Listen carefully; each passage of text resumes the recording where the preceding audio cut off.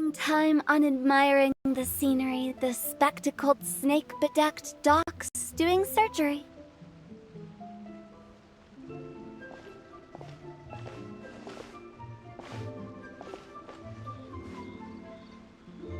Hello, you busy bees, and what do you have to discuss with the funeral director today?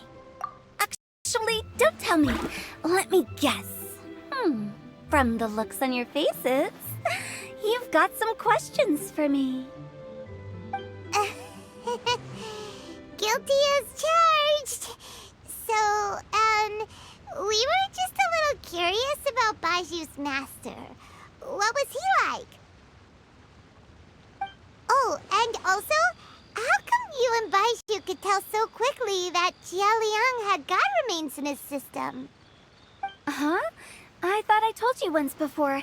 Wangsheng Funeral Parlor was first founded to fight back against the vengeful wrath of gods defeated in war. Well, it is a dusty old tale by this point. Long story short, in the ancient world, dead gods were acting up, so our ancestors started purifying the air and burning the bodies of the deceased to guard the border between life and death. These days, we don't deal with the wrath of the gods anymore, but all the relevant know-how is still passed down to each generation, so we can identify gods' remains when we see them. Okay, Paimon gets it now. Wait, so how did Baizhu learn to spot them? Almost certainly from his master, who was also my great-uncle. Baiju's master was my grandpa's younger brother, a former deputy director of Wangsheng Funeral Parlor. Wow, fancy that! Huh. So, if he was from Wangsheng Funeral Parlor, how did he end up as Baiju's master? According to my grandpa, he and my great-uncle once went traveling together when they were young. They ended up at Chenyu Vale, where they met a pharmacist. That pharmacist must have cast some sort of spell on my great-uncle, because after that encounter, he suddenly announced he wanted to leave the family business and go practice medicine instead. My grandpa had a huge argument with him, but he couldn't convince him to stay. So my grandpa inherited the funeral parlor, while my great-uncle stayed in Chenyu Vale to practice medicine. They never spoke to each other again. Funeral director to doctor is a pretty big career change. Kinda hard to imagine. But why did it drive a wedge between them for the rest of their lives? That seems a bit extreme.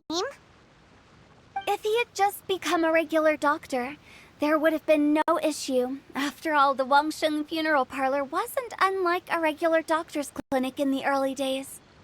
But according to my grandpa, the pharmacist they met had a very ominous aura about him. And on top of that, the kind of medicine practiced in the Chenyu Vale tradition goes against the natural order of things. In what way? Don't know. My grandpa didn't know the specifics, and you've seen how wary Baizhu is around me. He'd never tell me anything. But even that says to me that he definitely has something to hide. One thing I do know about Baizhu is that he's obsessed with the idea of immortality. But whether that has anything to do with what he's hiding is hard to say.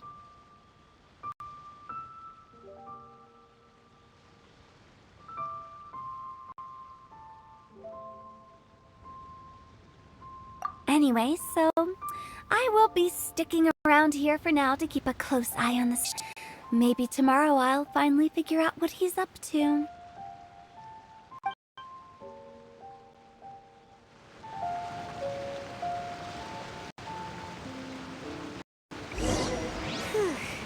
After all that, it seems like we have more questions than answers. Never mind. We'll just have to ask Baizhu himself about all of this tomorrow.